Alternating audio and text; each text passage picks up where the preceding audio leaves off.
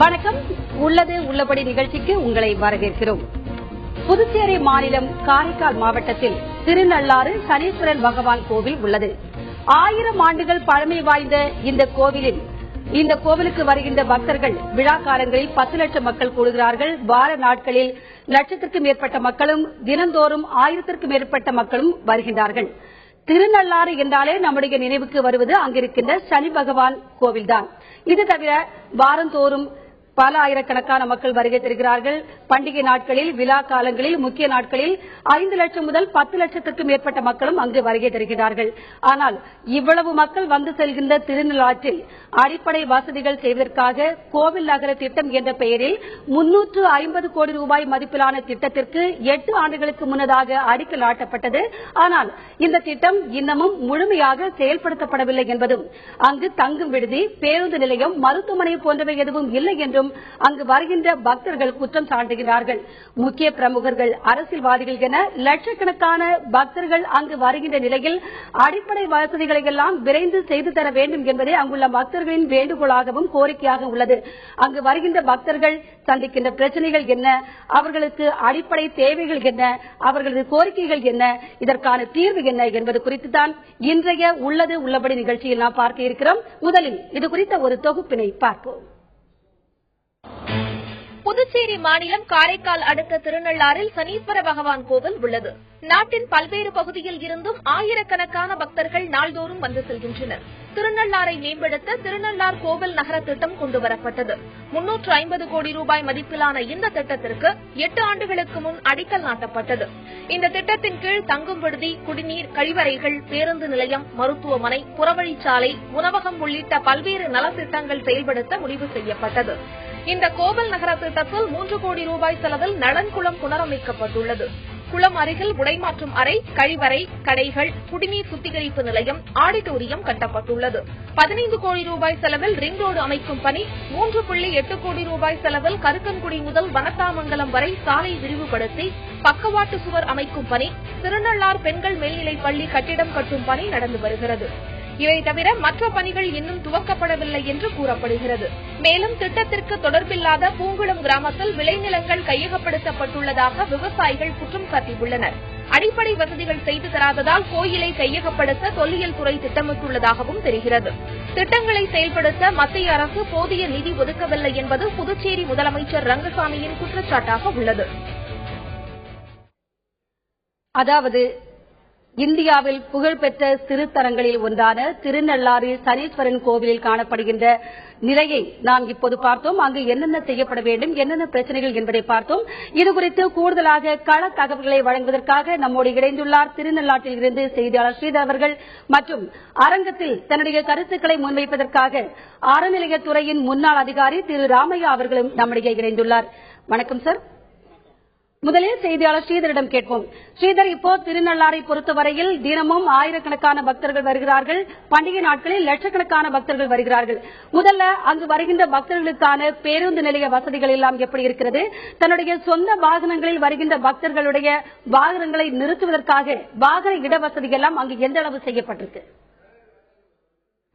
நிச்சயமா சௌதாமணி, அதாவது புதுச்சேரி யூனியன் பிரதேசத்தில் அமைந்துள்ளது காரைக்கால் மாவட்டம். இந்த காரைக்கால் மாவட்டம் அருகில் உள்ளதுதான் திருநள்ளாறு நகரம்.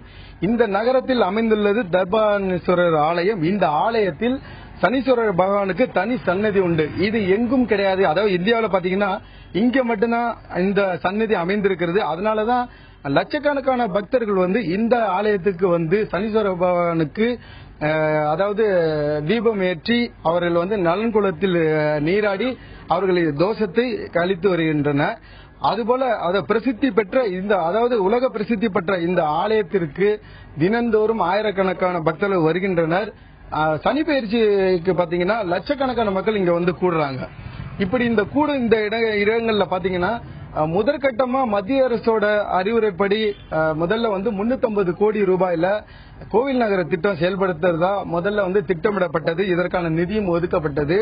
முதல் கட்டமா இதுல பாத்தீங்கன்னா 150 கோடி ரூபாய புதுச்சேரி அரசும் அட்கோவால ஒரு 200 கோடியும் ஆக மொத்தம் 350 கோடி செலவில வந்து இந்த கோயிலை அழகாக்கி ஒட்டுமொத்த உலக மக்களின் கவனத்தை ஈர்க்க வேண்டும் என்பதுதான் புதுச்சேரி அரசாங்கத்தின் திட்டமாக இருந்தது. இந்த திட்டத்திற்காக முதல் கட்டமாக நலன்குலன் மட்டும் சீரமைக்கப்பட்டது. ஆனால் அந்த பணிகள் முழுமையாக நிறைவு பெறவில்லை. இதெல்லாம் வந்து நிறைவு பெற வேண்டும். இங்கு அடிப்படை வசதிகள் வேண்டும் என்பதுதான் இங்கு வரும் சுற்றுலா பயணிகளுக்கும் இங்குள்ள பொதுமக்களும் எதிர்பார்க்கும் ஒரு நிலைமையாக உள்ளது. அது மட்டுமல்ல, தொடர்ந்து பாத்தீங்கன்னா இங்க 3 குளம் இருக்கிறது. இந்த 3 குளத்தில் நீராடி அவர்கள் அந்த தோஷத்தை நிவர்த்தி செய்தால் மட்டுமே இந்த தோஷம் நீங்கும், நமது வாழ்வில் சுபிட்சம் ஏற்படும் என்பது பக்தர்களும் மற்றும் பொதுமக்களின் நம்பிக்கை. அதாவது குறிப்பா நலன்குலன் மட்டுமே சீரமைக்கப்பட்டுள்ளது. ஆனால் இங்க பாத்தீங்கன்னா நாம நிக்கிற இந்த இடம் வந்து பிரம்ம தீர்த்த குளம், இது மட்டும் இல்ல சரஸ்வதி தீர்த்த குளமும் இருக்கிறது. இந்த 2 குளமும் வந்து இதுவரையும் இன்னும் வந்து அந்த பகுதியில வந்து தூர்வாரப்படவில்லை. மேலும் அந்த பகுதி முழுவதும் வந்து சுத்தப்படுத்தவில்லை என்பது இங்கு வரும் பக்தர்களின் குற்றச்சாட்டாக இருக்கிறது. இதையெல்லாம் போக்க வேண்டும். நாங்கள் நாள்தோறும் வரும் இந்த பகுதியில் எங்களுக்காக ஒரு ரயில் சேவை இல்லை, பேருந்து சேவை இல்லை. அதாவது பேருந்து நிலையம் கட்ட வேண்டும், கழிப்பறை, குளியலறை, இது போன்ற அடிப்படை கட்டமைப்பு வசதிகளை உடனடியாக தொடங்க வேண்டும் என்பதுதான் பக்தர்களின் கோரிக்கையாக இருக்கிறது. இதெல்லாம் வந்து இல்லாததால் இங்குள்ள பக்தர்களும் பொதுமக்களும் வேதனை தெரிவித்திருக்கிறார்கள். சௌதாமணி ஸ்ரீதர், அதாவது நீங்க சொல்லும்போது சொன்னீங்க கோவில் நகரம் மூலமாக அமல்படுத்தப்பட்டுள்ள அந்த திட்டத்தில் 15 கோடி ரூபாய் மட்டுமே செலவழிக்கப்பட்டு நலன் குளம் மட்டும்தான் அங்கு சீரமைக்கப்பட்டதா சொல்றீங்க. அது மட்டுமல்லாமல் இப்ப வேறு என்னென்ன அடிப்படை வசதிகள் அங்கு சரியாக செய்யப்படவில்லை? குறிப்பாக வாகன இட வசதி நான் கேட்டிருந்தேன், குடிநீர் வசதி, கழிப்பிட வசதி, உணவகங்கள் வசதி, அதாவது மக்கள் போதிய உணவுகளை உண்பதற்காக அங்கு என்னென்ன வசதிகள் இருக்கு, அது மட்டுமல்லாமல் தங்குமிடம் குறித்த வசதி, இந்த எல்லா வசதிகளும் அங்கு எந்த அளவு இருக்கு? முதல்ல அதை குறித்து சொல்லுங்க. நிச்சயமா சோதமணி, அதாவது பாத்தீங்கன்னா இந்த பகுதிக்கு அதாவது வசதி படைத்தவர்கள் வாகனங்கள் வருகிறார்கள், வசதி இல்லாதவர்கள் பேருந்துகளை உபயோகப்படுத்தி இங்கு வர்றாங்க. ஆனா அவர்கள் வாழ்வுக்கு தகுந்த மாதிரி தான் இடங்களை தேர்ந்தெடுக்க வேண்டும். ஆனா இங்க குறிப்பா பாத்தீங்கன்னா அரசாங்கத்தினோட விடுதி வேணும். ஆனா அந்த விடுதி இன்னும் வந்து செயல்படுத்தப்படவில்லை. கட்டியிருக்காங்க, 1-2 கட்டி இருக்கப்படுது. ஆனா இதெல்லாம் பற்றாது. ஏன்னா விழா காலங்களில் பாத்தீங்கன்னா லட்சக்கணக்கான பக்தர் வரும்போது இவர்கள் ஒட்டுமொத்தமாக இந்த பகுதியை நிறைந்திருப்பார்கள். அப்படி இருக்கும்போது அவர்களுக்கு வருமானத்துக்கு ஏற்றாற்போல் விடுதி வேண்டும். அது போன்ற விடுதிகள் இல்லை. குறிப்பா வந்து இந்த பகுதியில வந்து கழிவறைகள் வந்து தனியாரால மட்டும்தான் கட்டப்பட்டிருக்கு. அதைத்தான் வந்து உபயோகப்படுத்திட்டு இருக்காங்க. ஆனா அரசாங்கத்தால் கட்டப்பட்ட ஒரு சில கழிவறைகளும் தற்போது பூட்டி கிடக்கும் நிலையை தான் நாம் பார்த்திருக்கிறோம். இதையெல்லாம் வந்து திறக்கப்பட வேண்டும். இதை வந்து அந்த சுற்றுலா பயணிகளும் பக்தர்களும் உபயோகப்படுத்த வேண்டும் என்பதுதான் இங்குள்ள மக்களின் எதிர்பார்ப்பாக இருக்கு. இது குறித்து நம்மிடம் பேசுவதற்காக அதாவது புதுச்சேரி மாநில செயலாளர் திரு அருமுருகன் இருக்காரு, அவர்கிட்ட கேட்போம். சார், இப்ப வந்து தொடர்ந்து இந்த பகுதியில் வந்து கோயில் நகர திட்டமா இதை வந்து செயல்படுத்தணும்னு புதுச்சேரி அரசு அறிவித்தது. அதற்கான நிதியையும் வந்து ஒதுக்கி தற்போது ஒரு சில வேலைகள் நடந்து கொண்டிருக்கு. இதெல்லாம் எப்ப முடிக்கணும், இதுக்கான அடிப்படை கட்டமைப்புகள் எப்படி இருந்தா இங்க வரும் பக்தர்கள் சந்தோஷமா வந்துட்டு நிம்மதியா வந்துட்டு போகக்கூடிய வாய்ப்பு ஏற்படும், அதை சொல்லுங்க. இந்த கோயில் நகர திட்டமானது அடல் பிகாரி வாஜ்பாயோட கனவு திட்டம் ஃபர்ஸ்ட். அடுத்தது இது வந்து இன்னைக்கு டிலே ஆகிறதுக்கு ஒரு ஃபர்ஸ்ட் காரணம் பாத்தீங்கன்னா, முதல்ல அதுக்கு ஒரு இம்ப்ளிமெண்டேஷன், அதை எப்படி ப்ராஜெக்ட் இம்ப்ளிமெண்ட் பண்ணும் அதுக்கு ஒரு ஏஜென்சி போடுறாங்க. யாரை போட்டாங்கன்னா, முதல்ல சுனாமி வந்துச்சு பாருங்க, அதுக்கு ஒரு குரூப் ஆஃப் ஏஇ ஜேஇலாம் இருந்தாங்க, இன்ஜினியர்ஸ் இருந்தாங்க. அவங்கள அப்படியே இதயத்தை பாத்துங்க அப்படின்னு சொல்லி போடுறாங்க. அதனால என்ன ஆயிடுச்சுன்னா இம்ப்ளிமெண்டேஷன் ஸ்லோ ஆயிடுச்சு ஃபர்ஸ்ட். அதுக்கப்புறம் தான் அந்த கோயில் நகர திட்டத்துக்குன்னு ஒரு சூப்பர் இன்ஜினியர் போட்டாங்க, ஒரு ஜேஇ போடுறாங்க, ஒரு ஏஇ போடுறாங்க.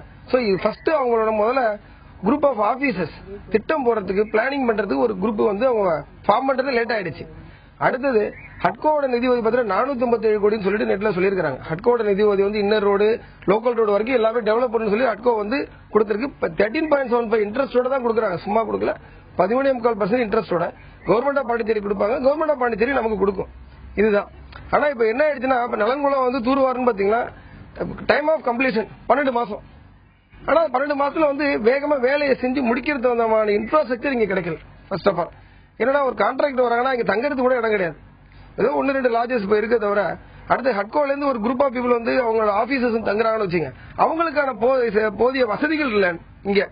அடுத்து இங்க பாத்தீங்கன்னா இம்ப்ளிமெண்டேஷன் ஏஜென்சி வந்து காரைக்கால்ல இருந்து வந்து அவங்க எல்லாமே இங்க வேலை பார்த்துட்டு இருக்காங்க. அடுத்தது இன்ஃப்ராஸ்ட்ரக்சர், அடுத்தது மெட்டீரியல்ஸ். இங்க உள்ள மெட்டீரியல்ஸ் பாத்தீங்கன்னா எதுவுமே லோக்கலி அவைலபிள் மெட்டீரியல்ஸ் கிடையாது. எல்லாமே வெளியூர்ல தான் வரணும். மண்ணா வெளியில தமிழ்நாட்டுல இருந்து வரணும், ஜல்லியா கரூர்ல இருந்து வரணும். இப்ப எங்களை பொறுத்தவரை பாத்தீங்கன்னா காரைக்கால் வந்து நாங்க ஒரு தடை செய்யப்பட்ட பகுதி மாதிரி இருக்கும் ஆத்து மணலை பொறுத்தவரை. இப்ப எது செஞ்சாலுமே ஒரு பில்டிங் கட்டணும்னு வச்சுங்க, ஒரு டாய்லெட் காம்ப்ளெக்ஸ் கட்டணும், பாதியில நிக்குது, கியூ காம்ப்ளெக்ஸ் ஸ்டார்ட் பண்ண போறாங்க. இது அத்தனைக்குமே வந்து மூலப்பொருட்கள் வந்து தமிழ்நாட்டுல வர மாதிரி இருக்கு. அது வந்து ஃப்ரீ பண்ணி தரணும். இப்ப ஒரு கவர்மெண்டோட ப்ராஜெக்ட் பண்றப்ப கூட எதுவுமே இங்க உள்ள வர முடியல. அதனால இது அத்தனையுமே மூலப்பொருட்கள் முதல்ல உள்ள வரணும். இம்ப்ளிமெண்டேஷன் ஏஜென்சி இன்னும் ஸ்ட்ரெங்தன் பண்ணும், அடிஷனலா ஸ்ட்ரெங்தன் பண்ணும். ஃபண்ட் மட்டுமே ஒரு பெரிய கிரைட்டீரியா கிடையாது, ஃபண்ட் இருந்துகிட்டு இருக்குது. அது அடுத்தது வந்து குறிப்பிட்ட காலத்துல அதை முடிக்கணும். 12 மாசத்துல முடிக்கணுமா, அதிகபட்சம் ஒரு 10%, ஒரு 2 மாசமோ 3 மாசம் எக்ஸ்ட்ரா முடிச்சிடலாம். ஆனா 12 மாசத்துல முடிக்க வேண்டிய ப்ராஜெக்ட் 24 மாசம் போறப்ப அதுக்கு யார் பொறுப்பு? இப்ப அரசாங்கம் வந்து அது கூடிய விரைவில் அவங்க எல்லா அதிகாரிகளையும் முடுக்கி விட்டு அவங்கள வந்து வேகமா வேலை வாங்குறான்னு வச்சுங்க. அப்ப அதுக்குள்ள ஒப்பந்தக்காரர்களும் வேகமா வேலை செய்வாங்க. அப்ப மக்களுக்கு வந்து உடனடியாக பயன்பாட்டுக்கு வரும். இதே ஒரு சாதாரணமா ஒரு குளம் தூர்வாரணும் ஒரு பிரைவேட்ல கொடுத்தோம்னு வச்சுங்க, 6 மாசத்துல வேலையை முடிச்சிட முடியும். ஆனா அரசாங்கத்தை பொறுத்தவரை அந்த ஃபார்மாலிட்டிஸ் ஜாஸ்தியா இருக்கு. அந்த ஃபார்மாலிட்டிஸ் ஜாஸ்தியா இருக்கிறதுனால இந்த மாதிரி பிரச்சனை இருக்கு. அடுத்தது பாத்தீங்கன்னா அவுட்டர் அந்த ரிங் ரோடு பாத்தீங்கன்னா northern ring road, southern ring road 2 ring road கொடுத்துருக்காங்க. டெண்டர்ல பாத்தீங்கன்னா 8.25 கோடி ரூபா 1, 4.25 கோடி ரூபா 1 கொடுத்துருக்காங்க. அது கொடுத்து அது ரிங் ரோடு அந்த டெண்டர் கொடுக்கறப்ப வந்து 12 மாசம் தான் ஒரு கால அளவு பாத்தீங்கன்னா இன்கம்ப்ளீட்டாவே போயிருக்கு. காரணம் வந்து ஃபண்ட் மட்டும் காரணம் கிடையாது, இன்ஃப்ராஸ்ட்ரக்சரும் இல்ல. துரிதமா வேலை வாங்குறதுக்கு வந்து அதிகாரிகள் வந்து இன்னும் வேகமா வந்து ஒப்பந்தக்காரில் வேலை வாங்கினா முடியுங்கிறது எங்களோட கருத்து. நிச்சயமா. அதாவது இப்ப லட்சக்கணக்கான பக்தர்கள் இங்க வர்றாங்க, இவங்களுக்கு அடிப்படையான இந்த குடிநீர் வசதியும் கழிப்பறை வசதியும் இங்க இருக்கா? இல்ல சார், இங்க லட்சக்கணக்கான பக்தர்கள் வந்து போறாங்க. ஆனா அவங்க தங்கறதுக்கான ஒரு வாய்ப்பும் கழிப்பிட வசதியும் குடிநீர் வசதியும் போதுமானதாக இல்லை. இல்ல இப்ப இதெல்லாம் செய்யறதுக்காக நீங்க என்ன மாதிரியான அரசுக்கு வந்து அறிவுறுத்திருக்கீங்க இதெல்லாம் செய்யணும்னு சொல்லிட்டு? நாங்க இது கோரிக்கையா வச்சிருக்கிறோம். இங்க சட்டமன்ற தொகுதி உறுப்பினர்கிட்ட கோரிக்கையா வச்சிருக்கிறோம். அவங்க ஒரு சில இதை வந்து இப்ப நிறைவேற்றி செஞ்சிட்டு இருக்காங்க. இப்ப இந்த கோயில் நகர இது ஒர்க் நடந்துகிட்டு இருக்குது. கோயில் நகர இந்த ரிங் ரோடு எல்லாம் ஒர்க் இப்ப நடந்துகிட்டு இருக்கு. நிச்சயமா. அதாவது இப்ப குறிப்பா வந்து லட்சக்கணக்கான பக்தர்கள் வந்து செல்லும் இந்த பகுதிக்கு என்ன மாதிரியான அடிப்படை கட்டமைப்புகளை உடனடியாக செய்யணும்னு சொல்லிட்டு நீங்க அரசுக்கு கோரிக்கை வச்சிருக்கீங்க. அதே சமயத்துல இங்க இருக்கிற இந்த துரிதமா இந்த பணிகளை மேற்கொள்ளவும் வர்ற பக்தர்களுக்கு வசதியா என்னென்ன செஞ்சு கொடுக்கணும்னு நீங்க எதிர்பார்க்கறீங்க? என்னை பொறுத்தளவுக்கு நான் ஒரு வர்த்தக சங்கத்தோடைய பொறுப்பாளர். அந்த வகையில பாத்தீங்கன்னா இந்த திருநள்ளாறு பகுதிக்கு பலதரப்பட்ட மக்கள் வருவதை நான் சனி ஞாயிறுல பாக்குறேன். அதனால இங்க உள்ள மக்கள் பலன் அடைஞ்சிட்டு இருக்காங்க. இந்த மக்கள் வருவதை இன்னும் அதிகரிக்கணும்னு சொன்னா இங்க வந்த மக்கள் வந்து இங்கேயே தங்கி ஒரு மணி நேரம் 2 மணி நேரம் இல்ல ஒரு நாள் ஃபுல்லா செலவழிக்கணும் எண்ணத்துல வீட்டுல கிளம்பணும். ஆனா இங்க உள்ள பகுதியில வந்து எப்படின்னா ஒரு சுற்றுலா தலமோ பக்கத்துல உள்ள காரைக்கால் பீச்சை பாத்தீங்கன்னா ரொம்ப ஒஸ்டா இருக்கு. இப்ப அதெல்லாம் சரி பண்ணி இப்போ ஒரு 4 வருஷம் 5 வருஷத்துக்கு முன்னாடி பாத்தீங்கன்னா இங்க ஒரு தீம்ஸ் பார்க் அமைக்கிறதுக்காண்டி வசந்தகுமார்னு ஒரு கலெக்டர் இருந்தாங்க. அவங்க நான் அப்ப பொறுப்பாளராக இருந்தேன். அப்ப வந்து எல்லா வணிகர்கள்லாம் கூப்பிட்டு இந்த திருநள்ளாறு காரைக்கால் மத்தியா வச்சு ஒரு தீம்ஸ் பார்க் அமைக்கணும். அதே மாதிரி தீம்ஸ் பார்க் அமைக்கும் போது இங்க வரக்கூடிய மக்கள் வந்து இந்த தீம்ஸ் பார்க்ல வந்து இப்போ பொழுத கழிச்சிட்டு இந்த கோவிலை வணங்கிட்டு அவங்க சொல்றதுக்கு எதுவா இருக்குன்னு சொன்னாங்க. அதே மாதிரி பாத்தீங்கன்னா இப்போ நல்லம்பல் பக்கத்துல நம்ம ஏரி இருக்குது. அந்த ஏரி பாத்தீங்கன்னா ஒவ்வொரு தடவையும் இந்த அரசாங்க பணம் வரி பணம் எப்படி வீணாக்கப்படுதுன்னா ஒரு வருஷம் இன்னைக்கு இந்த செய்யற திட்டங்களை வந்து சரிப்படுத்தி செய்யறது கிடையாது. செய்யாதனால என்ன ஆகுதுன்னா ஒரு திட்டத்துக்கான செலவழிக்கப்பட்ட பணம் திருப்பி அடுத்த வருஷம் இதே செலவு பண்றாங்க. ஒரு செலவு பண்ணா இப்ப வந்து ஏரின்னு சொன்னா தண்ணி இருந்துகிட்டே தான் அந்த ஏரி வந்து இதா இருக்கும். இப்ப தண்ணி இல்லாம அந்த ஏரியை வந்து துத்து வச்ச பிறகு திருப்பி அந்த ஒரு வருஷம் மழை பெய்யும் தண்ணி திருப்பி மண்ணெல்லாம் வந்து அடிச்சு திருப்பி வரும். அதே திட்டத்துக்காக திருப்பி அதே செலவு. அப்படிங்கிறப்ப இந்த அரசாங்கத்தை பணம் இல்லைங்கிறப்ப திருப்பி அதே பணத்தை போய் முடக்கும் போது மீண்டும் அந்த பணம் இல்ல தட்டுப்பாடு தான் வரும். இந்த தட்டுப்பாடுக்கு ஒரே வழி என்னன்னு சொன்னா நம்ம வந்து விளம்பரத்துக்காகவோ அரசியலுக்காகவோ இதை செய்யாம நம்ம பகுதிக்காக இப்ப ஒரு நிகழ்ச்சி நடக்குதுன்னா இப்ப வந்து இன்னைக்கு 350 கோடி ரூபாய் அந்த அட்கோ கொடுத்துருன்னு சொன்னா அந்த திட்டத்தை வந்து எப்படி நம்ம செலவு பண்ணணும்னு சொன்னா முதல்ல ஒரே ஒரு திட்டம் ஒரு திட்டத்தை கையில் இருப்போம். அந்த திட்டத்தை முடிச்சுட்டு அடுத்த திட்டத்தை கையில வைப்போம். இப்ப அப்படி கிடையாது. அடிக்கல் நாட்டுங்கிற பேர்ல நம்ம எல்லா இடத்துக்கும் அடிக்கல் காட்டிடும். எல்லாரும் அதுவும் ஆதங்கம் தான். எல்லாருடைய பகுதி மக்கள் சட்டமன்ற உறுப்பினர் எல்லாருடைய செய்யணும் ஊருக்கு செய்யணும் ஆதங்கத்தை தான் எல்லாமே செய்யறாங்க. ஆனா இதுக்கு அரசு ஒத்து வரது கிடையாது. இவங்க போய் இவங்களும் போராட வேண்டியது, இவங்க மக்கள் போராட வேண்டியது. அது கட்சி இன்னைக்கு சொல்ல போனா ஆளுங்கட்சியில உள்ளவங்க கூட இந்த ஊர் பகுதிக்காக வேலை செய்யணும், இது செய்து கோரிக்கை வைக்கிறாங்க. நம்ம பகுதியை பொறுத்துக்கு அப்படித்தான். அந்த வகையில பாத்தீங்கன்னா திட்டங்களுக்கு செலவழிக்கக்கூடிய பணம் உருப்படியாக ஒழுங்காக போய் சேரணும். மெயினா சுற்றுலா தலத்தை மேம்படுத்தினீங்கன்னு சொன்னா வெளிநாடு வாழ் சுற்றுலாளர்களும் இங்க வருவாங்க. இப்போ வரது பாத்தீங்கன்னா இந்தியாவில தான் வந்துட்டு இருக்காங்க. நீங்க திருப்பதி எடுத்துக்கிட்டீங்கன்னா திருப்பதி நான் போயிருக்கேன், திருமணத்துக்கு நிறைய நிகழ்ச்சிகள் போயிருக்கேன். நான் போய் எனக்கு சந்தோஷமா இருக்கும். ஏன்னா அவ்வளவு பேர் இந்த ஃபாரினர் பேக்கை மாட்டிக்கிட்டு ஃபுல் அண்ட் ஃபுல் அந்த ஃபாரினர் வருவாங்க. இங்க நாங்க ஒரு ஃபாரினரை பார்க்க முடியாது. ஏன்னா ஃபாரினர் என்ன பாக்குறான்னா அவன் வந்து திருத்தலத்தை மட்டும் பார்க்க கிடையாது, அழகா ரசிக்கிறான், வந்து அதை வந்து என்டர்டைன்மெண்ட் பண்ண நினைக்கிறான். இந்த மாதிரி விஷயங்களை வந்து நம்ம அரசாங்கம் செஞ்சுச்சுன்னா இந்த ஊர்ல நாங்க வணிகர்கள் பக்காவா இருப்போம். ஏன்னா நீங்க சனி ஞாயிறு தவிர பாக்கி எல்லா வணிகர்களும் கடன் வாங்கி செலுத்த முடியாதனாலதான் அந்த சனி ஞாயிறு வரலன்னா அவ்வளவுதான் எவ்வளவு வணிகர்கள் கடன். நிச்சயமா. அதாவது சௌதாமணி என்ன குறிப்பா வைக்கிறாங்கன்னா திட்டங்களை செயல்படுத்தினால் மட்டும் பத்தாது, ஆனா அதே சமயத்தில் அதிகாரிகள் அந்த பகுதியில் சென்று அந்த பணிகளை கண்காணித்து துரிதப்படுத்த வேண்டும் என்பதுதான் இந்த பகுதி மக்களின் கோரிக்கையாக இருக்கிறது. அதாவது ஸ்ரீதர், அங்குள்ள மக்கள் வைக்கின்ற கோரிக்கைப்படி நம்ம பார்த்தோம் என்றால் 350 கோடி ரூபாய் கோவில் நகர திட்டத்திற்காக ஒதுக்கியும் சரியான திட்டமிடுதல் இல்லை, இன்ஃப்ராஸ்ட்ரக்சர் இல்லை, நிறைய ஃபார்மாலிட்டிஸ் இருக்கு. இதெல்லாம் காரணமாக சொல்கிறார்கள் அந்த திட்டம் தாமதமாக செயல்படுத்துவதற்கு. இது குறித்து கூடுதலாக விவரங்களை நமது அரங்கு விருந்தினரிடம் கேட்போம். சார், அதாவது நீங்கள் முன்னாள் அறநிலையத்துறை அதிகாரியா இருந்திருக்கீங்க. இப்போ தமிழ்நாட்டை பொறுத்தவரையில் சிறு கோவில்கள் முதல் பெரிய கோவில்கள் வரை நிறைய கோவில்கள் இருக்கு. அந்த கோவில்ல 1000 லட்சம் கோடிக்கணக்கில் கூட வருமானங்கள் வருது. ஆனா கோவிலை பொறுத்தவரையில் போதிய அளவு நிதி வருது. ஆனால் அந்த நிதிகள் எல்லாம் கோவிலுக்கு தேவையான அடிப்படை வசதிகளை செய்வதற்காக செயல்படுத்தவில்லை, ஒதுக்கவில்லை என்பது அங்கு வருகின்ற பக்தர்களோட குற்றச்சாட்டா இருக்கு. முதல்ல இந்த குற்றச்சாட்டுக்கு என்ன பதில் சொல்றீங்க? அதாவது தமிழ்நாட்டை பொறுத்த வரைக்கும் 36,000 ஆலயங்கள் இருக்கின்றன. அதுல மிகப்பெரிய ஆலயங்கள்ல வந்து ஒரு கணிசமான அளவுக்கு வருமானம் வருகின்றது. குறிப்பாக பழனி தண்டாயுதபாணி சுவாமி, திருச்செந்தூர் முருகன் கோயில், ஸ்ரீரங்கம் பெருமாள் கோயில், அது மாதிரி பல்வேறு ஆலயங்கள்ல வந்து மிக அதிகமான அளவுக்கு வருமானம் வருகின்றது.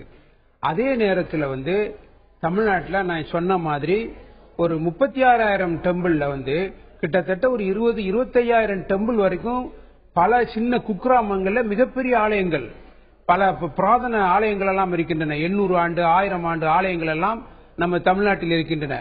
இந்த ஆலயங்களுக்கெல்லாம் ஒரு விளக்கு பூஜையா, ஒரு கால பூஜையாக செய்ய வேண்டும். ஒரு விளக்கு 50 ஆலயங்களுக்கு வந்து விளக்குகள் போட்டு அந்த இறைவனை வழிபட வேண்டும் என்ற அந்த சித்தாந்தத்தின் அடிப்படையில் பெரிய ஆலயங்கள்ல இருந்து கிடைக்கக்கூடிய வருமானத்தை இந்த சின்ன ஆலயங்களுக்கும் பிரிச்சு கொடுக்கிறது தமிழ்நாடு அரசினுடைய பல வருடங்களாக நடைமுறைப்படுத்தப்பட்டுக் கொண்டிருக்கக்கூடிய ஒரு கொள்கையாகும். அதுபோல இந்த ஆலயங்கள் எல்லாம் பெரிய ஆலயங்கள்ல நான் ஏற்கனவே சொன்ன மாதிரி பெரிய பெரிய ஆலயங்கள் எல்லாம் பாத்தீங்கன்னா தமிழ்நாட்டில் வந்து ஓரளவுக்கு நல்ல முறையில் வசதி இருக்குங்கிறத நாங்கள்லாம் கண்கூடா பார்த்திருக்கோம். எப்படின்னா அங்க கழிப்பிட வசதி இருக்கும், அங்க நிறைய வந்து லாட்ஜஸ் கோயில்களே ஆலயங்களே கட்டி விட்டுருக்காங்க.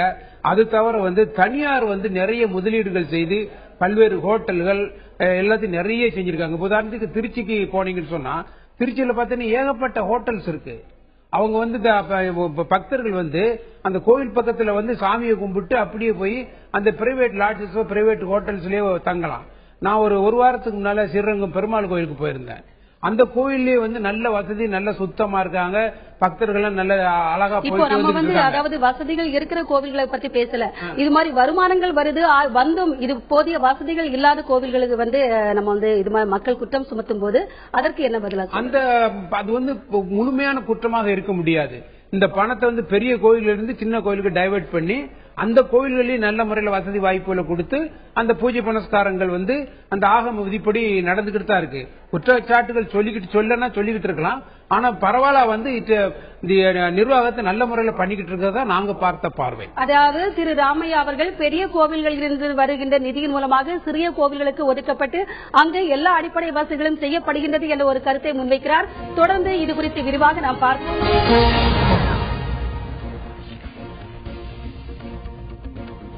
உள்ளதே உள்ளபடி நிகழ்ச்சிக்கு உங்களை மீண்டும் வரவேற்கின்றோம். இந்த நிகழ்ச்சியில் 1000 ஆண்டுகள் பழமை வாய்ந்த காரைக்கால் மாவட்டம் திருநள்ளாறில் இருக்கின்ற சனீஸ்வரன் கோவில் வருகின்ற பக்தர்கள் சந்திக்கின்ற பிரச்சனைகள், அங்கு காணப்படாத அடிப்படை வசதிகள் குறித்துதான் நாம் இந்த நிகழ்ச்சியில் பார்த்துக் கொண்டிருக்கிறோம். அங்கிருந்து கள தகவல்களை எமது செய்தியாளர் ஸ்ரீதர் வழங்கிக் கொண்டிருக்கிறார். மற்றும் அரங்கத்தில் தன்னுடைய கருத்துக்களை முன்வைப்பதற்காக அறநிலையத்துறையின் முன்னாள் அதிகாரி திரு ராமையா அவர்கள் நம்முடைய இணைந்துள்ளார். இப்போது செய்தியாளர் ஸ்ரீதரிடம் கேட்போம்.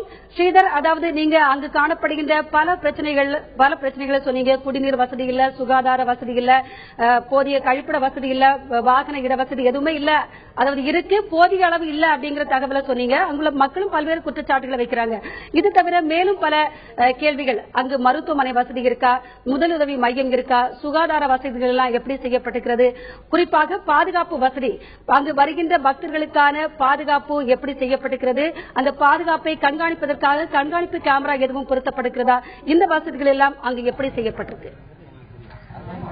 நிச்சயமா சௌதாமணி, அதாவது 2.5 ஆண்டுக்கு ஒரு முறை சனி பயிற்சி வருகிறது. சனி பயிற்சிக்காக இங்கு பல லட்சம் மக்கள் வர்றாங்க. இந்த பகுதியில் வரும் அந்த மக்கள் பயன்படுத்தும் வாகனங்கள் நிறுத்துவதற்கு ஏதுவான இந்த பகுதியில் இடம் அமைக்கப்பட்டுள்ளதா நம்ம அருகில் இருக்கிற ராஜேந்திரன் கேட்போம். சொல்லுங்க, இப்ப வந்து ஏராளமான பக்தர்கள் இங்க வர்றாங்க. பக்தர் மட்டும் இல்ல, சுற்றுலா பயணிகளும் வர்றாங்க. இங்க உள்ள பொதுமக்கள் இங்க வந்து இந்த ஆலயத்தில் சென்று சுவாமி தரிசனம் செய்யறாங்க. இவர்களுக்கு போதிய அளவு இங்க வந்து அந்த வாகனங்களை நிறுத்த வசதி ஏற்படுத்தப்பட்டுள்ளதா, இல்ல கோயில்ல வந்து கண்காணிப்பு எல்லாம் எப்படி இருக்கு, அதை பத்தி சொல்லுங்க. இந்த புகழ்பெற்ற இந்த ஸ்ரீ சனீஸ்வர பகவான் தலத்துக்கு வந்து மத வேறுபாடு இன்றி தோஷத்திற்காக இந்த தலத்திற்கு வந்து செல்கிறார்கள். வருகிறவர்களுக்கு வந்து பெரிய நகரங்களிலிருந்து இந்த திருநள்ளாருக்கு வர்றதுக்கு குறைஞ்சது ஒரு 50 கிலோமீட்டர் தொலைவில் இருந்துதான் இறங்குறாங்க. இறங்கினோடனே அவங்களுக்கு அத்தியாவசிய தேவையான வந்து சிறுநீர் கழிப்பிடங்கள், வந்து கழிப்பிட வசதிகள் வந்து பல வருடங்களா சொல்லியும் வந்து அது இன்னும் முழுமையா நிறைவேறல. அது வந்து அத்தியாவசியம். மற்றது கூட சுலபா இப்போ அடிக்கல் நாட்டுறாங்க, வந்து நகர வளர்ச்சி அதை வந்து செய்யறாங்க, அது பரவாயில்ல. முதல்ல செய்ய வேண்டியது இந்த கழிப்பிட வசதியும் போக்குவரத்து. நீங்க சொன்னது இப்போ வந்து அந்த நலன் தீர்த்தம் வந்து அந்த பார்க்கிங்ல இருந்து 1 கிலோமீட்டர் வந்து நடந்து போக வேண்டியதா இருக்கு. அது குழந்தைகளும் வந்து வயசானவங்களும் போறது ரொம்ப சிரமமா இருக்கு. அதுக்கு ஒரு மாற்று ஏற்பாடு செஞ்சு அந்த மாதிரி உள்ளவங்களை அந்த இடத்துல இறக்கி விட்டுட்டு வண்டியை கொண்டாந்து திரும்ப பார்க்கிங்ல விடுற மாதிரி அதை ஒரு போக்குவரத்து ஒழுங்குபடுத்தணும். அது மாதிரி அந்த நகர வளர்ச்சியில வந்து அந்த செய்ய வேண்டிய காலகட்டங்கள் வரும்போது அந்த திட்டங்கள் வந்து சுலபா செஞ்சா பரவாயில்ல. சிம்பிளா செய்ய வேண்டியது, அதை குறுகிய காலத்துல செய்ய வேண்டியது அத்தியாவசியத்தை வந்து விரைவா செய்யணும். இப்போ வந்து அந்த சனி ஞாயிறு சொன்ன அது போல வந்து பக்தர்கள் வர்றாங்க, வந்து அவங்களுக்கு இடையூறு அந்த போக்குவரத்தை வந்து சரி பண்ண மாட்டேங்கிறாங்க. பஸ் லாரி எல்லாமே ஊருக்குள்ள வந்து அது ஒன்வேவா மாத்த மாட்டேங்கிறாங்க. குறிப்பிட்ட டயத்துக்கு தான் ஒன்வேவா வைக்கிறாங்க. காலையில தான் பக்தர்கள் வர்றாங்க, அந்த டயத்துக்கு ஒன்வேவா எப்பவுமே மாத்தி விடணும். அதை கொஞ்சம் ஒழுங்குபடுத்தினா நல்லது. இப்ப தற்காலிகமா அது போல இந்த மீன் மார்க்கெட்டு, மட்டன், இறைச்சி இதெல்லாம் வந்து நாலா பக்கமா வச்சு, இது ஆன்மீக ஸ்தலம். வர்றவங்க வந்து சைவம் அசைவம் ரெண்டுமே வருவாங்க. அவங்க வந்து விபூதி பூச்சிட்டு வர்ற இடத்துல பார்த்தா மீனை வித்துக்கிட்டு இருக்காங்க. அதெல்லாம் கொஞ்சம் விரைவா ஒழுங்குபடுத்த வேண்டிய விஷயங்கள் இந்த விஷயங்கள். மற்றபடி வளர்ச்சி திட்டங்கள் அடிக்கல் நாட்டிருக்காங்க, நடந்துட்டு வருது. அந்த ஸ்கெட்சில் காமிச்சபடி விரைவா வந்தா நல்லது. அதே மாதிரி ஆங்கிலேயர் காலத்தில் போட்ட அந்த ரயில்வே புதிதா ஒன்னா இப்ப உள்ள அதிகாரிகளை வந்து நாங்க நிர்பந்தம் பண்ணல. ஆங்கிலேயர் காலத்தில் போட்ட அந்த ரயில்வே வழித்தடம் இருக்கு, அதை விரைவா போட்டு கொடுத்தா நல்லது. ஏன்னா இந்த ஸ்தலத்தின் முக்கியத்துவம் தெரிஞ்சா அந்த காலத்துல ஆங்கிலேயர்கள் போட்டிருக்காங்க, அதை வந்து ரொம்ப கிடப்பில் போட்டிருக்காங்க. அது இந்த முக்கியமான விஷயங்கள்லாம் விரைவா செஞ்சு கொடுத்துட்டு அத்தியாவசியமா தேவையானது இதை போக்குவரத்து, இந்த போக்குவரத்து இது அது மாதிரி இந்த தங்குமிடம் இதெல்லாம் வந்து மிகவும் குறைபாடா இருக்கு.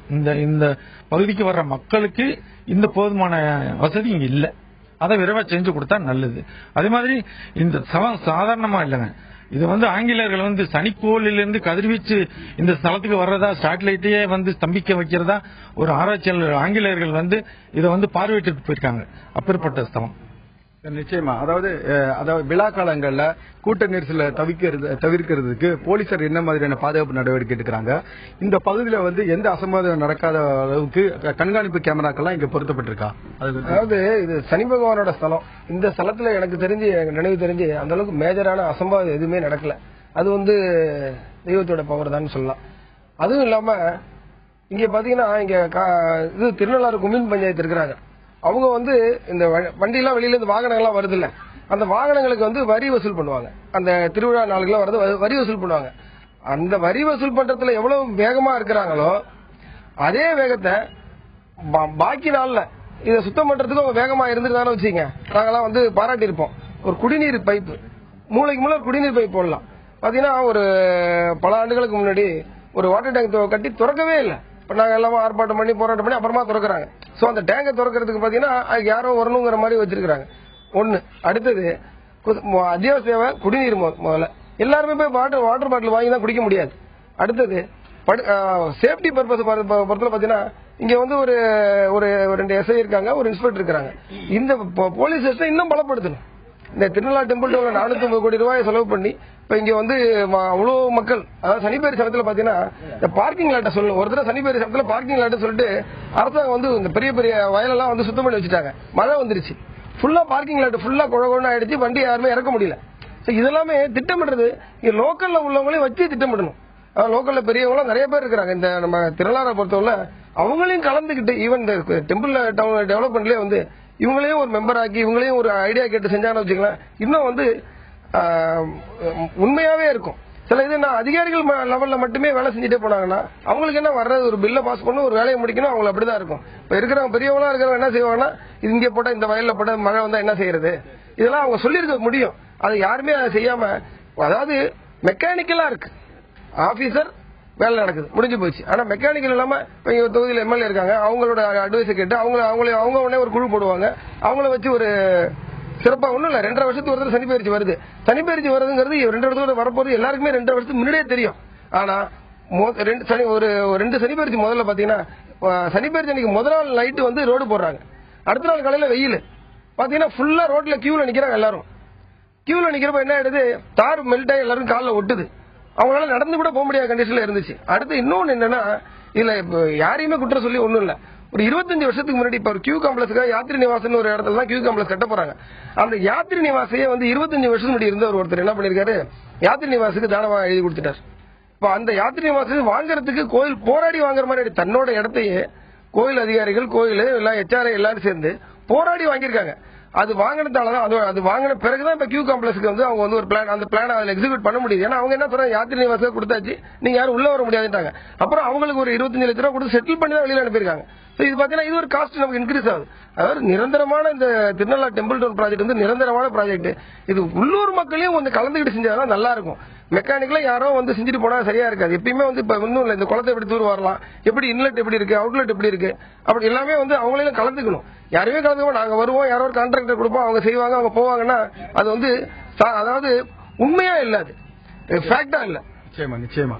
அதாவது முன்னாள் தலைமை ஆசிரியர் இருக்காரு, அவர்கிட்ட நம்ம இப்ப கேட்போம். இந்த பகுதியில அதாவது வர்ற பக்தர்களுக்கும் யாத்திரிகர்களுக்கும் என்ன மாதிரியான அடிப்படை கட்டமைப்புகள் செய்யணும், அது நீங்க சொல்லுங்க. இந்த திருநள்ளாறு தர்பாரணேஸ்வர சுவாமி தேவசத்துக்கு 3 சிறப்பு இருக்குங்க. நவக்கிரக கோயில்ல தனி சன்னதியுடைய அனுகிரக பகவான் உள்ளது இந்த கோயில் தான்.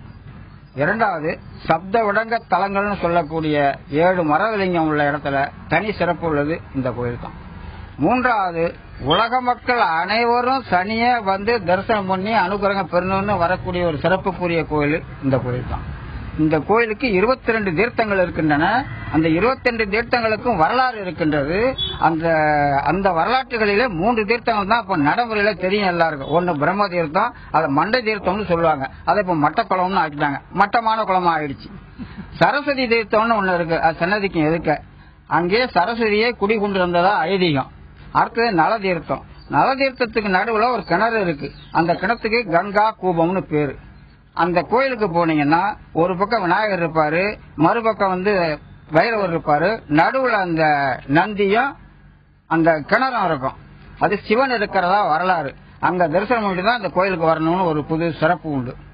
அடுத்தது என்னன்னு கேட்டீங்கன்னா, இந்த 4 வீதிகள்லயும் கசாப்பு கடை, கோழி கடை, பிராந்தி ஷாப்பு இதெல்லாம் இருந்ததே கிடையாது.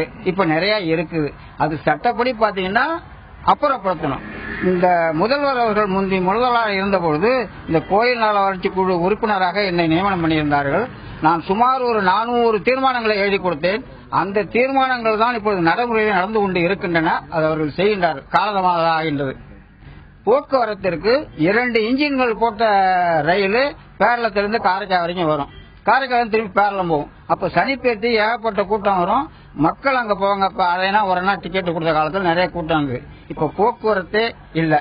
அந்த ட்ரெயினிங் எடுத்துட்டாங்க, அது மீட்டர் கேஜி. இப்ப பிராடு கேஜ் போட்டேன்னு சொல்றாங்க. அது பிராடு கேஜா இருக்கு, வருதா இல்லையான்னு தெரியல, எப்போ வருதுன்னு தெரியாது. அடுத்தது குடிநீர் இருக்கு பாருங்க. திருநள்ளாத்துல ஃப்ரீயா தான் குளிப்பான் பைப்புல போய். இப்ப 5 ரூபாய்க்கு ஒரு குடத்தை தென்னையை விற்கிறாங்கன்னு சொன்னா ஒரு லாட்ஜில் விற்கிறாங்க. லாட்ஜ் நிறைய இருக்கு, காசு நிறைய வருது. ரூமுக்கு வர்றவங்க எல்லாம் ரொம்ப பாவப்பட்டு வெளியூருக்கு போயிடுறாங்க. தங்க காரைக்காலில் போனா 450 ரூபா ரூம் கிடைக்குது. திருநள்ளாத்துக்கு வந்தா 1250 ரூபா 1500 ரூபா 2000 ரூபா சொல்றாங்க. மனசாட்சி வித்துட்டு சொல்றாங்க. அதை நடவடிக்கை எடுக்கணும். அந்த அல்லூர் இருக்கு பாருங்க, திருநள்ளாறு கோயில் நகரம்னு சொல்றோம், கோயில் நரகம்னு சொல்லலாம். இப்போ 4 வீதியில பிளாட்பாரம் போட்டாங்க, அழகா தங்கறதுக்கு. அதுக்கு வழி கிடையாது. இப்போ அதை எடுத்துட்டு கருங்கலால போட்டிருக்காங்க. அப்பவும் பாத்தீங்கன்னா அதுல மாடு கட்டு, ஆடு கட்டு, சாட்டி தட்டு, சாணி தட்டு, வெளியில போறது, அவுட் சைடு போறது, இப்படி எல்லாம் சுத்தம் இல்லாம இருக்கு. அதை முதல்ல செய்யணும். இந்த டாய்லெட்டை கட்டி பூட்டி வச்சிருக்கிறாங்க, அதுக்கு ஒரு பைப்பு கிடையாது, ஒரு இடம் கிடையாது. அடுத்தது பாத்தீங்கன்னா போக்குவரத்துக்கு பஸ் ஸ்டாண்டு கட்டிருக்காங்க, அதில் நாக்கையில கூட தூக்கிட்டு போட்டோம். யாரு அதை போய் கவனிக்கிறது? கொம்யூன் பஞ்சாயத்தை கேட்டாக்கா பிடபிள்யூங்கிறாங்க, பிடபிள்யூ கேட்டா கொம்யூன் பஞ்சாயத்து தூக்கிட்டு போறோம். யாரை கண்டுபிடிக்கிறது? இதுல பெரும்பாலும் செய்யறதெல்லாம் அந்த கட்சிக்காரன் தூக்கணும், இந்த கட்சி, இப்படிதான் குறை சொல்றாங்களே ஒழிஞ்சு யாரும் நியாயத்தை கேட்கறாப்புல. இது செய்யணும். வெளியில இருந்து வர்றவங்க ஆம்பளை போய் இங்கே ஒரு இடத்துல உட்காந்து ஆஃபீஸுக்கு போயிடுவோம், ஒண்ணுக்கு போயிடுவோம். பெண்கள் என்ன செய்வாங்க? சிரமப்பட்டுக்கிட்டு வீட்டுக்கு போய் ஐயோ அழுகுறாங்க. சரியா, போயிட்டு போங்கன்னு நம்ம சொல்றோம். சில வீட்டுல ஒண்ணுக்கு போறதுக்கு 5 ரூபா கொடு, குளிக்கிறதுக்கு 10 ரூபா கொடு, அவுட் சைடு போகணும்னாக்கா 15 ரூபா கொடு, இப்படிதான் கேட்கறாங்க. அது ரொம்ப கேவலமா இருக்கு. நிச்சயமா. அதாவது சோதமணி என்ன சொல்றாங்கன்னா, குறிப்பா இந்த கோவில் நகரம் அசுத்தம், அதாவது மாசுபட்டு அசுத்தப்படும் சூழ்நிலை ஏற்பட்டிருப்பதாக தெரிவிச்சிருக்காங்க. அது மட்டும் இல்ல, தொடர்ந்து இங்க பாதுகாப்பு பெட்டகங்கள் அமைக்க வேண்டும், ரயில் விட ஏதுவான நடவடிக்கை எடுக்க வேண்டும் என்பது இந்த பகுதி மக்களின் கோரிக்கையாக இருக்கிறது. அதாவது ஸ்ரீதர், கோவில் நகரம் என்று சொல்வதை விட கோவில் நரகம் என்று சொல்வதுதான் பொருத்தமாக இருக்கும். அந்த அளவு பிரச்சனைகள் காணப்படுவதாக அங்குள்ள மக்கள் குற்றச்சாட்டுகளை வைக்கிறார்கள். இப்போது நமது அரங்க விருந்தினர் திரு ராமையா அவர்களிடம் பேசுவோம். இப்போ பல லட்சம் பக்தர்கள் வரக்கூடிய ஒரு கோவிலுக்கு அடிப்படை வசதிகள், பாதுகாப்பு ஏற்பாடுகள் எல்லாம் என்ன அடிப்படையில் செய்யப்படுது? இப்படிதான் செய்யணும் அப்படிங்கிற ஏதாவது விதிகள் இருக்கா? அதாவது இப்ப உதாரணத்துக்கு தண்ணீர் வசதி, சாலை வசதி எல்லாம் செஞ்சு கொடுக்கணும்னு சொன்னா அதுக்கான துறைகள் இருக்கு. அறநிலைத்துறையே அதையும் செய்ய முடியாது. அறநிலைத்துறை என்ன பண்ணுவாங்கன்னு சொன்னா, அந்த ஆகம விதிப்படி அந்த ஆலயத்தில் உள்ள இறைவனுக்கு பூஜை நடக்கின்றதா என்பதை சரி பார்ப்பாங்க.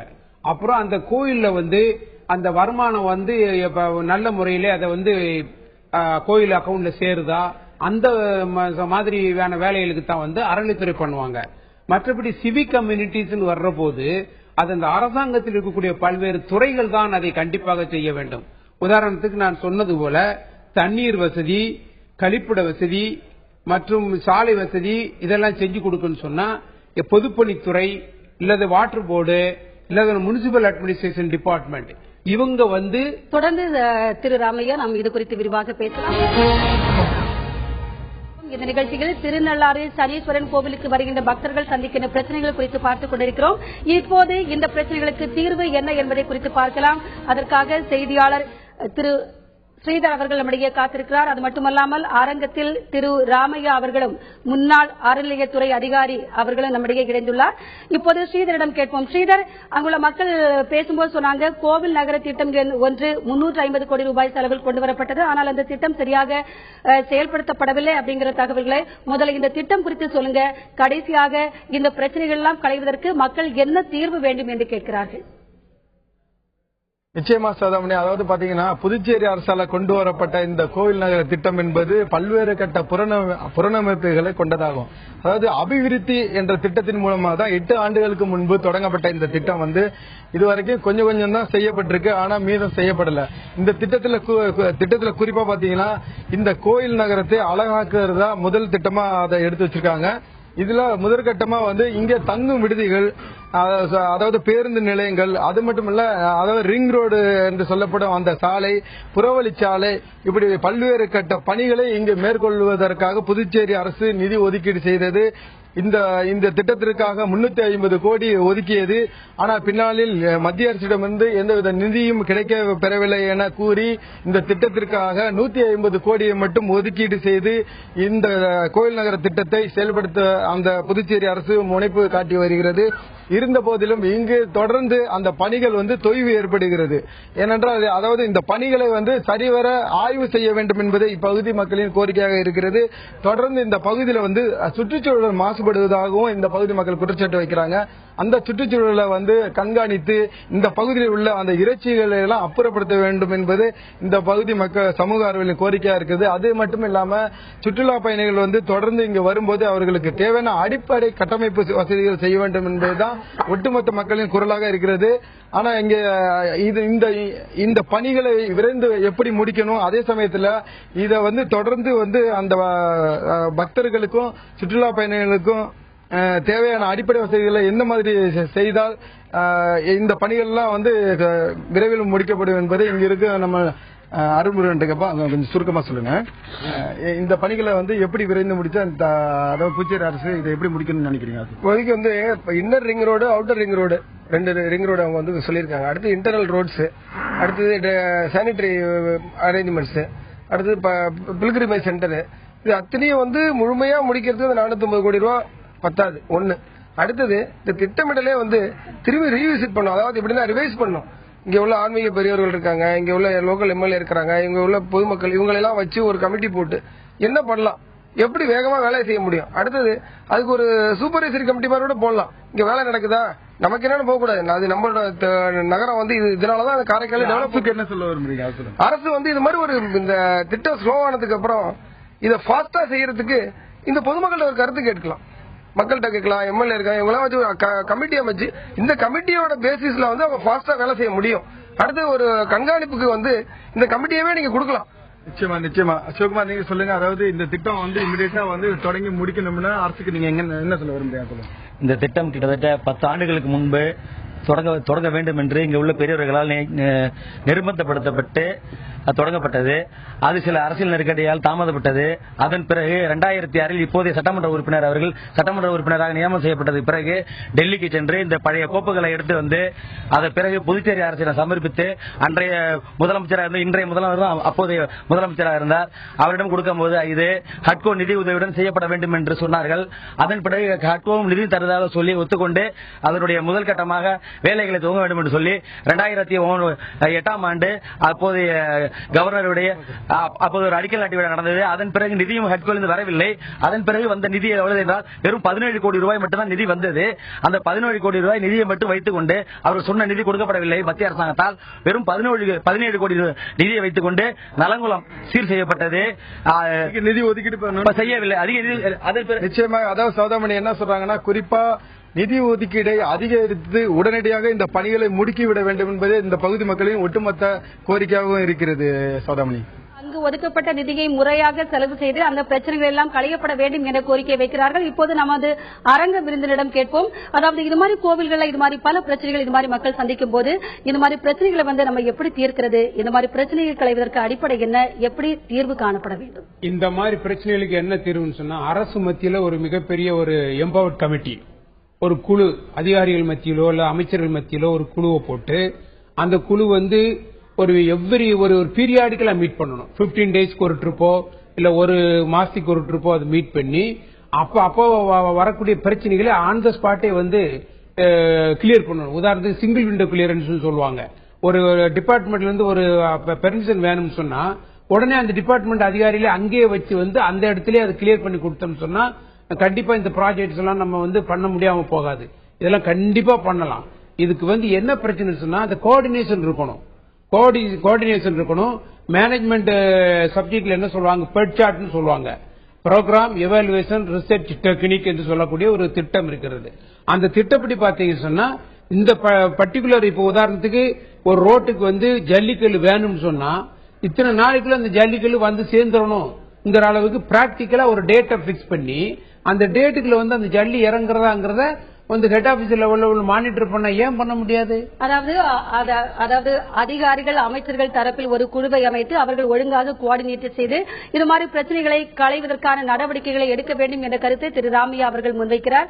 அதாவது திருநள்ளாறு சனீஸ்வரன் கோவிலை பொறுத்தவரையில் 350 கோடி ரூபாய் ஒதுக்கி கோவில் நகரம் என்ற ஒரு திட்டம் கொண்டுவரப்பட்டுள்ளது.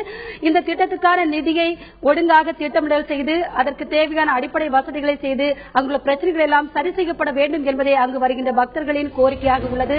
இதுவே நம்முடைய தந்தையின் மைய கருத்தாகவும் இந்த பிரச்சனைகள் தீர்க்கப்பட வேண்டும் என்ற கருத்தையும் தந்தை சார்பாக முன்வைக்கிறோம். இந்த நிகழ்ச்சியில் கள தகவல்களை வழங்கிய செய்தியாளர் ஸ்ரீதர் அவருக்கும் அரங்கத்தில் வந்திருந்து தம்முடைய கருத்துக்களை முன்வைத்த அறநிலையத்துறை முன்னாள் அதிகாரி திரு ராமையா அவர்களுக்கும் நன்றி தெரிவித்துக் கொண்டு இன்றைய உள்ளது உள்ளபடி நிகழ்ச்சியை நிறைவு செய்கின்றோம். தொடர்ந்து இணைந்திருங்கள் தந்தையுடன்.